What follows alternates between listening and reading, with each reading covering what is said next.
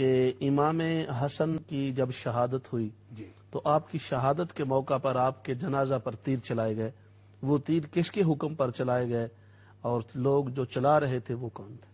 یہ سب اپنے اندر سے ان کے پیدا، کیونکہ کسی کو بھی عزت کے ساتھ دنیا سے رخصت ہونا یہ دیکھنا نہیں چاہتے۔ امام حسن مجتبیٰ کے جنازہ پر کسی نے تیر نہیں چلائے۔ امام حسن مجتبیٰ کی نماز جنازہ ہی سعید بن عاص نے، جو گورنر تھے اس وقت مدینہ منورہ میں بنو امیہ کی طرف سے، انہوں نے پڑھایا ہے۔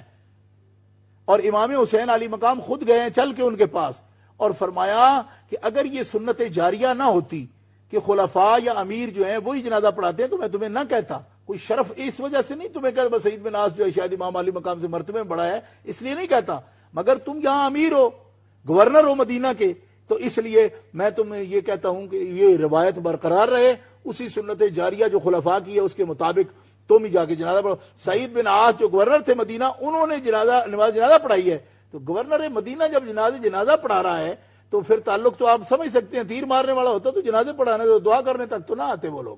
پھر یہ بات ہے کہ دیکھیں نبی پاک علیہ السلام جس حجرہ مبارک میں دفن ہے، یار لوگوں کو بڑا غصہ آتا ہے اس پر، وہاں کیوں نہیں دفن ہوئے، وہاں کیوں نہیں دفن ہوئے۔ وہاں دفن ہونے کا مسئلہ یہ ہے کہ ایک قبر کی جگہ ہے، اور سرکار فرما چکے ہیں کہ وہ عیسیٰ علیہ السلام کے لیے قبر کی جگہ ہے۔ دو یار آپ کے حکم سے سرکار کے ساتھ آرام فرمائیں۔ اچھا، پھر وہ قبرستان کا حصہ جو ہے اہل بیت کے لیے خاص ہے۔ حضرت خاتون جنت سیدۃ نساء اہل الجنہ آپ کی والدہ محترمہ کی قبر انور کے ساتھ آپ کی قبر انور ہے۔ حضرت عباس ابن عبد المطلب کی قبر ہے آپ کے دادا جان کے، حضرت سیدہ خاتون جنت کے، پھر آپ کی قبر ہے حضرت سیدہ فاطمہ الزہرا سرکار کی، پھر ان کے ساتھ امام حسن مجتبیٰ کی قبر ہے، امام زین العابدین پاک کی قبر ہے، امام جعفر صادق پاک کی قبر ہے وہاں۔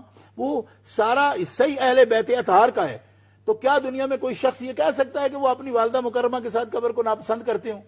تو خام خواہ کا یہ سوال کہ وہاں کیوں نہیں دفن ہوئے، وہاں کیوں نہیں دفن ہوئے، یہ کوئی سوال ہی نہیں۔ اس لیے کہ یہ سوال تب تھا جب آپ کچھ اس طرح کی بات فرماتے، تو اس طرح کی بات فرمائی جاتی اور پھر اس طرح کو کوئی مسئلہ پیدا ہوتا۔ ایسا کچھ مسئلہ نہیں۔